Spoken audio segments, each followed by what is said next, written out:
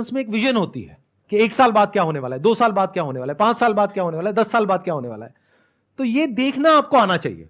अब ये कैसे आएगा? एक बुक है बेंजामिन ग्राम की, which is the intelligent investor, उसको पढ़ो। उससे क्या होगा, आपको बेसिक्स समझ आएंगे, स्टॉक मार्केट होता क्या है। उसके अलावा एंटरप्रेन्योरशिप के ऊपर बहुत सारी बुक्स है, वो पढ़ो। अगर आप जॉब कर रहे हो तब भी, क्योंकि आपको बिजनेस समझ आना चाहिए। अगर आपको समझ आ रहा है कि बिजनेस क्या है और स्टॉक मार्केट क्या है और लॉन्ग टर्म इन्वेस्टिंग क्या होती है, कंपाउंडिंग क्या होती है, तो स्टॉक मार्केट आपके लिए एक जरिया है, या तो एक नया बिजनेस करने का, या जो अपना बिजनेस कर रहे हो उसके अलावा एक और बिजनेस में डाइवर्सिफाई करने का, जो मैंने किया। यानी आज से 6 महीने पहले मैंने क्या किया, पूरे स्टॉक मार्केट को देखा, यानी इंडियन स्टॉक मार्केट, फिर उसमें से फाइनली ढूंढ करके, मेरे 100 पैरामीटर्स हैं, उसमें मैंने देखा कितनों पे टिक हो रहा है। किसी बिजनेस में 50 पे टिक हो रहा है, 50 पे नहीं हो रहा है, किसी में सिर्फ 10 पे टिक हो रहा है। फाइनली एक ऐसा बिजनेस मिला जिसमें 100 में से 99 पे टिक हो गया है। इससे बेटर अभी तक मुझे और कुछ नहीं मिला है। तो उस बिजनेस में मैंने एक काफी अच्छा स्टेक ले लिया आज से 6 महीने पहले। आज की डेट में मेरे 2 बिजनेस हैं, एक मैं मालिक हूं इमेजेस बाजार का और एक मैं मालिक हूं एक बैंक का।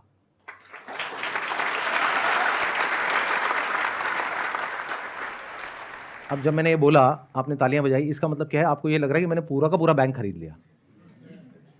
अरे नहीं भैया, I am one of the owners of that bank. Owner कौन होता है और एम्प्लॉय कौन होता है? जो उस बैंक का मैनेजमेंट है वो एम्प्लॉइज है, जो उस बैंक का सीईओ है वो एम्प्लॉय है उस बैंक का, उसको सैलरी मिलती है। बट मालिक कौन है? Shareholder is the owner. तो I am the shareholder of that particular bank. अब वो बैंक, मेरी कैलकुलेशन कहती है, on the most conservative side, it will give me a return of around 30% CAGR in the next 10 years.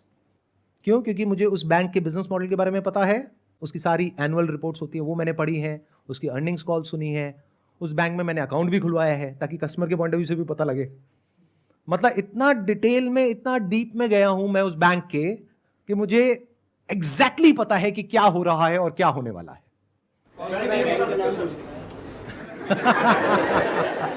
Sir एक काम करो ना सर, बैंक का नाम ही बता दो। बिल्कुल नहीं बताने वाला। क्यों? क्योंकि अगर मैं ये बताता हूं तो 2 वजह है ना बताने की।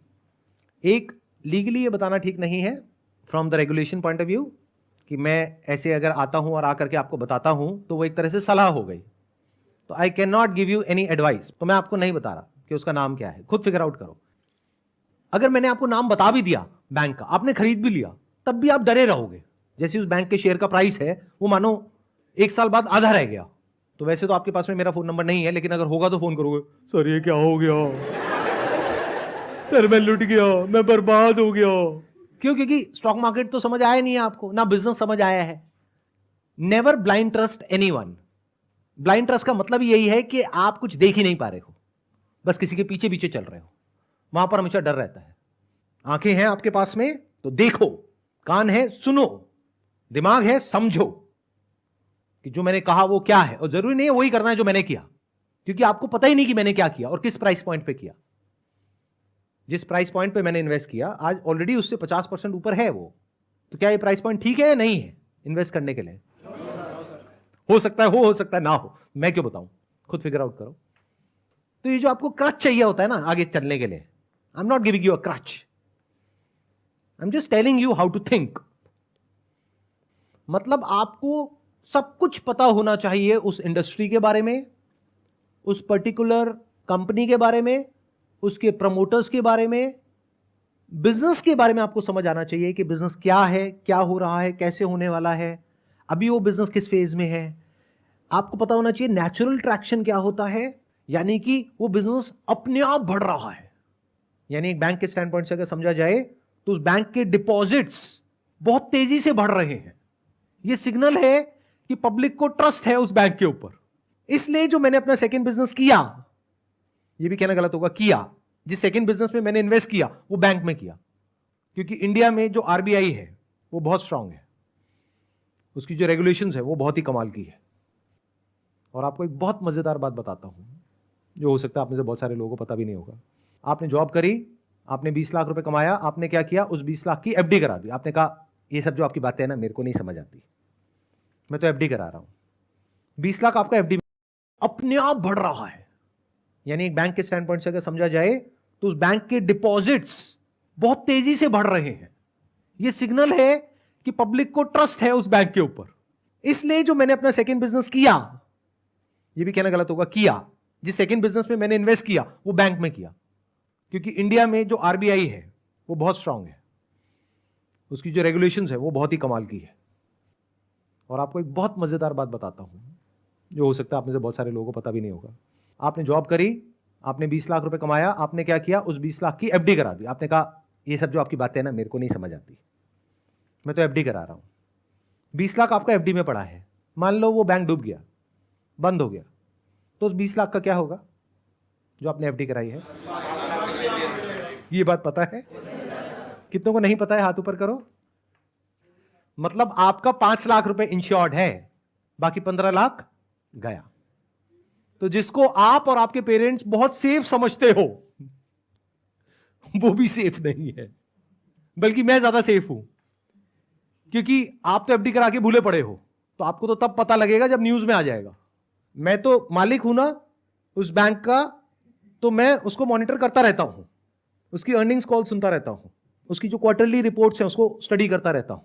तो कहीं भी कुछ भी गड़बड़ हुआ तो सबसे पहले मुझे पता लगेगा, उसके 6 महीने, 1 साल या 2 साल बाद आपको पता लगेगा।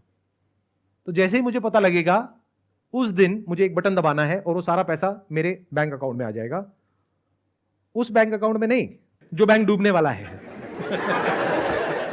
किसी दूसरे बैंक के बेस पे एक्ट करना, specially if that knowledge is backed by facts, data and right understanding, that is much more safe and secure than blindly चलना। तो अगर मेरी बात आपको समझ आ रही है तो शॉर्ट टर्म में अब वो जो आपने इन्वेस्टमेंट करी है वो चाहे ऊपर जाए चाहे नीचे जाए आपको फर्क नहीं पड़ने वाला। जैसे अपने घर में फर्क नहीं पड़ता। क्या आपने घर का प्राइस रोज चेक करते हो सुबह उठ करके? सुबह जा करके, मतलब ऑफिस जाते वक्त या ऑफिस से आने के बाद में, क्या अपने घर के पास में जो डीलर है उसके पास में जाकर के बैठ जाते हो उसके ऑफिस में, भाई आज मेरे घर का क्या दाम है? भाई आज तो 50 लाख रुपए है। अरे कल तो यार 51 लाख रुपए था, आज 50 लाख हो गया। आज क्या भाव है भैया? आज 52 लाख है। अरे मजा आ गया। अरे भाई बेचना हो तो खुश हो या परेशान हो। यानी अगर मैं अपने एग्जांपल दूं तो ये जो बैंक, एक ऐसा भी फेज था आज से आई थिंक 4-5 महीने पहले, जब वो बहुत नीचे चला गया, बहुत मतलब 10-15% टूट गया, तो मैं दुखी नहीं हुआ। आज वो स्टॉक बहुत ऊपर है, तो अगर मैं आपको नंबर बताऊंगा तो आपके पैरों के नीचे जमीन निकल जाएगी सुन करके, लेकिन उसकी वजह से मैं खुश नहीं हो रहा हूं। अब एक काम करते हैं, अब मेरे को छोड़ते हैं, आपकी बात करते हैं। यानी 30 साल की उम्र में, अब एक काम करते हैं, अब मेरे को छोड़ते हैं, आपकी बात करते हैं। यानी 30 साल की उम्र में आपके पास में 20 लाख रुपए है, उसमें से 10 लाख रुपए आपने अपने पास में रखा, जिससे कि अगर कभी कोई प्रॉब्लम आ जाए एकदम से तो आपके पास में इतना पैसा होना चाहिए इमीडिएटली। बचा 10 लाख रुपए, तो 10 लाख रुपए को आपने इन्वेस्ट करा। अगर मेरे स्टैंड पॉइंट से देखोगे तो ये टाइम अच्छा है बैंक में इन्वेस्ट करने के लिए, क्योंकि अगर इंडिया की इकोनॉमी को ग्रो करना है तो बैंकिंग सिस्टम को तो ग्रो करना ही पड़ेगा। तो अगर आप इंडिया की जो ग्रोथ स्टोरी है उस पर आपका विश्वास है तो बैंकिंग सेक्टर तो ग्रो करेगा ही, बिना उसके जो इंडियन इकोनॉमी है वो ग्रो नहीं कर सकती। India is one of the fastest growing economies in the world. तो for India to grow in the next 10 years, 20 years, banking system has to grow. तो ऐसे में अगर कोई न्यू एज बैंक को आप आइडेंटिफाई कर पाओ जो कि बिल्कुल परफेक्टली पोजीशन्ड है इसको आने वाले 5-10 साल में एनकैश करने के लिए, और आज या तो रीजनेबली वैल्यूड है या अंडर वैल्यूड है, इसको मार्जिन ऑफ सेफ्टी बोलते हैं, जहां पर आपको पता है कि पैसा डूबने की पॉसिबिलिटी ऑलमोस्ट 0% है, तो ये मेरे हिसाब से अच्छा ऑप्शन है। अगर 30% से आपका पैसा ग्रो कर रहा है ईयर ऑन ईयर, तो ये 10 लाख कितना हो जाएगा? Near about 14 times. प्लस जो आप काम कर रहे हो वहां से आपने 10 साल में कितना कमाया? लाख रुपए महीने के हिसाब से। लेकिन किसी ने तो कुछ किया होगा तभी तो पैसा आया। किसने किया? उस कंपनी के मैनेजमेंट ने किया। अब बैंक बैंक मत बोलो बार बार, कहीं आप सारे जाकर के बैंक में पैसा लगा दो और पैसा डूब जाए और मेरे पास में आओ, सर ये क्या कर दिया आपने सर। कंपनी का जो मैनेजमेंट है उसने किया, उन्होंने जो काम किया उसके लिए उनको क्या मिला? सैलरी। बट आपको क्या मिला? प्रॉफिट। और प्रॉफिट हमेशा सैलरी से ज्यादा होता है अगर बिजनेस बढ़िया चल रहा है तो। इसका एक प्रैक्टिकल एग्जांपल दूं? आप में से कितने हैं जिन्होंने बजाज फाइनेंस नाम की कंपनी का नाम सुना है? अभी उसका मार्केट प्राइस क्या है? Any idea? जो स्टॉक मार्केट को ट्रैक करते हो। 7,000 नियर अबाउट 7,000। आज से 10 साल पहले कितना था? यानी अभी ये 2023 चल रहा है, तो 2013 में कितने का था वो? नियर अबाउट 100 रुपए। तो 10 साल में कितना हो गया? 70 टाइम्स। 20 साल पहले कितने का था? 7 रुपए का। तो 20 साल में कितना गुना हो गया? 1000 गुना। अब ये सब सुनने में बहुत अच्छा लगता है, बट अगर आपने ध्यान से मेरी बात सुनी है, मैं इस सब के बारे में बात नहीं कर रहा हूं। इस चक्कर में क्या होता है, बहुत सारे लोग जब स्टॉक मार्केट में घुसते हैं तो इन एक्सपेक्टेशंस के साथ घुसते हैं कि हमको अगला बजाज फाइनेंस ढूंढना है जो आज 7 रुपए का हो और वो आने वाले 20 साल बाद 7,000 का हो जाए। इस चक्कर में उनका वो जो 7 रुपए है वो भी 70 पैसे रह जाता है 20 साल बाद। तो मैं इसकी बात कर ही नहीं रहा हूं, यानी मैं पेनी स्टॉक्स की बात नहीं कर रहा हूं, मैं स्मॉल कैप की बात नहीं कर रहा हूं। मैं कुछ हद तक वो बात कर रहा हूं जिस फेज में बजाज फाइनेंस आज से 10 साल पहले था, 20 साल पहले नहीं, क्योंकि वहां पर ये बता पाना कि 20 साल बाद ऐसा कुछ होने वाला है, that was next to impossible. But 10 साल पहले अगर किसी में एक रीजनेबल अमाउंट ऑफ अंडरस्टैंडिंग थी एनबीएफसी सेक्टर की, तो वो प्रेडिक्ट कर सकता था कि 10 साल बाद कुछ ऐसा होने वाला है। तो मैं बात कर रहा हूं उस वक्त वहां पर एंटर करो जब रिस्क कम हो और रिटर्न की पॉसिबिलिटी बहुत ज्यादा हो। मैंने क्या कहा? आपका पैसा 10 साल में कितना गुना हो जाएगा अगर 30% की रिटर्न आई तो? 14 टाइम्स। और बजाज फाइनेंस कितना हुआ पिछले 10 साल में? 70 गुना। तो मैं 70 गुने की बात ही नहीं कर रहा हूं, मैं ये 50% कैगर की बात नहीं कर रहा हूं, मैं 25-30% की बात कर रहा हूं। और रिस्क को मिनिमाइज करने के लिए मैंने बैंकिंग सेक्टर को चूज किया, because I have fair amount of understanding of that कि वो कैसे काम करती है। प्लस मैंने जो दाव लगाया है वो आप लोगों की बेवकूफी के ऊपर लगाया है, क्योंकि मुझे पूरा विश्वास है आप लोगों के ऊपर कि मेरी ये वीडियो अपलोड करने के बाद भी आप वही करोगे जो आप करते आए हो। यानी जब क्रेडिट कार्ड है कि वो पहुंचेगा based upon data, based upon पिछले 1-2 साल का ट्रैक रिकॉर्ड। तो बैंक में बहुत सारी चीजें देखनी होती है जब बैंकिंग स्टॉक में इन्वेस्ट करना होता है। क्या क्या देखना होता है? एक है प्राइस टू बुक रेशियो, मतलब एक बुक वैल्यू होती है कंपनी की, तो बुक वैल्यू पर शेयर होती है, तो प्राइस टू बुक वैल्यू देखना होता है। वो बहुत ज्यादा नहीं होनी चाहिए, इसका मतलब वो एक्सपेंसिव है। एक होता है price to earning ratio. Price to earning पता है क्या होता है? PE multiple. कितनों को पता है? हाथ ऊपर करो। बहुत कम को पता है। अब ये मैं समझाऊंगा नहीं क्या होता है, अब जा करके खुद पढ़ो, खुद सीखो, खुद समझो। अब वहां पर स्कोप ऑफ एक्सपेंशन होना चाहिए। मतलब क्या? एक होती है कॉस्ट टू इनकम रेशियो। ये सब रेशियोज होती हैं जो देखनी होती है एक बैंक की। मान लो किसी बैंक की है कॉस्ट टू इनकम रेशियो 50%, मतलब क्या? उसकी ब्रांचेस का रेंट है, सैलरीज हैं, उसके रनिंग एक्सपेंसेस हैं, एडवर्टाइजिंग मार्केटिंग है, ये सारी कॉस्ट हो गई। तो कॉस्ट टू इनकम रेशियो अगर उस बैंक की ऑलरेडी है मान लो 50%, तो क्या ऐसे बैंक में पैसा लगाना चाहिए या किसी ऐसे बैंक में जिसकी अभी कॉस्ट टू इनकम रेशियो बहुत हाई है, लेकिन फ्यूचर में आने वाले 2-3 साल में, 5 साल में, 10 साल में धीरे धीरे कम होने वाली है, यानी उसकी प्रॉफिटेबिलिटी बढ़ने वाली है? ये बात कितनों को समझ आई है? हाथ ऊपर करो। जो बिजनेस होता है उसको वैल्यू किया जाता है बेस्ड अपॉन के आज उसकी जो प्राइस टू अर्निंग रेशियो है वो क्या है, आज उसकी जो प्राइस टू बुक वैल्यू है वो क्या है। तो अगर कोई ऐसा बैंक है जिसकी अर्निंग्स अभी कम है, कॉस्ट ज्यादा है, यानी कॉस्ट को ऑप्टिमाइज करने की बहुत गुंजाइश है और फ्यूचर में ऑप्टिमाइज होने वाली है, यानी उसकी अर्निंग्स बढ़ने वाली है, लेकिन आज वो जो मिल रहा है वो आज के बेस पे मिल रहा है, आज जो उसकी अर्निंग्स है उसके बेस पे, और आज उसकी अर्निंग्स कम है क्योंकि कॉस्ट ज्यादा है। फ्यूचर में उसकी कॉस्ट टू इनकम रेशियो कम होगी, अर्निंग्स बढ़ेगी, तो क्या वो स्टॉक एक्सपोनेंशियली ग्रो नहीं कर जाएगा? और क्या क्या देखना होता है अगर एक बैंकिंग स्टॉक में इन्वेस्ट कर रहे हो कि उसकी जो एनपीए रेशियो है वो क्या है। अब उसमें ग्रॉस एनपीए होता है और नेट एनपीए होता है, तो वो डाउनवर्ड ट्रेंड की तरफ होनी चाहिए। यानी क्या? क्वार्टर ऑन क्वार्टर अगर आप देखते हो तो वो नीचे की तरफ जानी चाहिए, ऊपर नहीं जानी चाहिए। एनपीए का मतलब होता है नॉन परफॉर्मिंग एसेट्स, कि आपने बैंक से पैसा तो ले लिया, वापस नहीं किया, तो वो कहां चला जाता है? एनपीए में चला जाता है। तो एनपीए टाइम के साथ साथ कम होना चाहिए। जो पोर्टफोलियो है वो वेल डाइवर्सिफाइड होना चाहिए। फोकस पर्सनल बैंकिंग पर होना चाहिए, होलसेल बैंकिंग पर नहीं। पास में जो बहुत सारे बैंक्स बहुत बड़ी प्रॉब्लम में आए, वो क्यों आए? उन्होंने बड़े बड़े लोन उठा करके कुछ बड़ी बड़ी कंपनीज को दे दिए। तो जब वो बड़ी बड़ी कंपनीज फेल हो गई तो बैंक का बड़ा पैसा डूब गया। बट अगर वो बैंक बड़े लोन्स दे ही ना, छोटे छोटे लोन्स दे, तो अगर उन छोटे छोटे लोन्स में से कुछ पैसा डूब भी गया तो जो इंपैक्ट है वो बहुत छोटा होगा, उसकी वजह से बैंक बंद नहीं होने वाला। छोटे लोन्स का मतलब क्या? 2 व्हीलर का लोन, 4 व्हीलर का loan, credit card, home loan, इसको बोलते हैं पर्सनल लोन। और जो बड़े बड़े कॉर्पोरेट्स को दिए जा रहे हैं वो क्या है? करोड़पति बन जाओगे?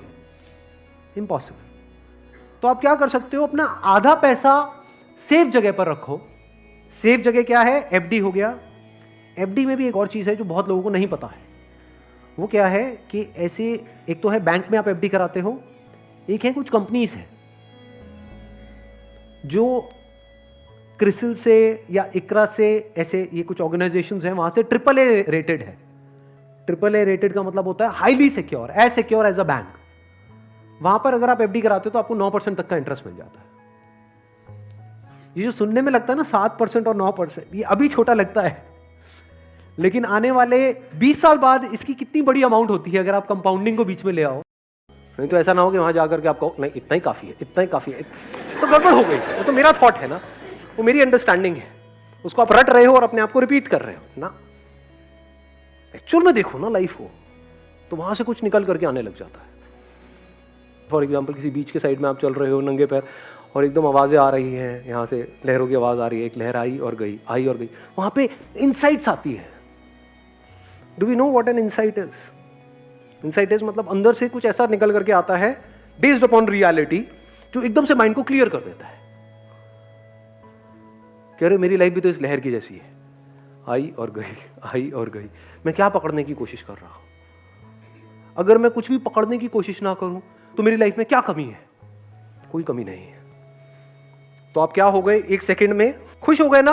अब इस खुशी से एक्ट करो। अभी हम खुश होने के लिए एक्ट कर रहे हैं, खुश होने के लिए रिलेशनशिप में जा रहे हैं, खुश होने के लिए काम करने का सोच रहे हैं। पहले खुश हो जाओ, फिर अगर रिलेशनशिप में जाना है तो जाओ, नहीं जाना है तो मत जाओ। शादी करनी है करो, करने के बाद तलाक करना है कर दो। और इसका मतलब मैं समझने की कोशिश करता था कि भाई काम होगा तो ही करूंगा ना मैं, अगर काम नहीं है तो क्या करूं। इसने मुझे स्पोर्ट्स के ग्राउंड में कुदाया, स्कूल को छोड़कर। रोज मैं जाता रहा, अपने कर्म करता रहा, और कब अचानक से एक अच्छे प्लेयर में तब्दील हो गया जिसका मुझे अंदाजा भी नहीं था। और मैं एक स्टेट लेवल एथलीट बना। 5 किलोमीटर मेरा इवेंट था जिसमें मैं काफ़ी अच्छी टाइमिंग्स लाने लगा। फिर मेरे कोच ने मुझे एक बहुत ही अच्छी बात बताई जो लाइफ में आप लोगों को भी बहुत काम आने वाली है, कि जो भी करो लोगों से थोड़ा एक्स्ट्रा करोगे ना तो हमेशा तुम्हें एक्स्ट्रा मिलेगा। जो लोग वर्कआउट कर रहे हैं, जो लोग पेस संभाल रहे हैं, जो लोग कर रहे हैं वही करोगे तो उन्हीं के साथ रहोगे। तो सडनली मैं बहुत सोच रहा था, फिर लाइफ ने मुझे एक अपॉर्चुनिटी दी या क्या था मुझे नहीं पता, लेकिन एक छोटी सी जगह पर कहीं बात चल रही थी कि हमारा दूध वाला नहीं आया। तो फाइन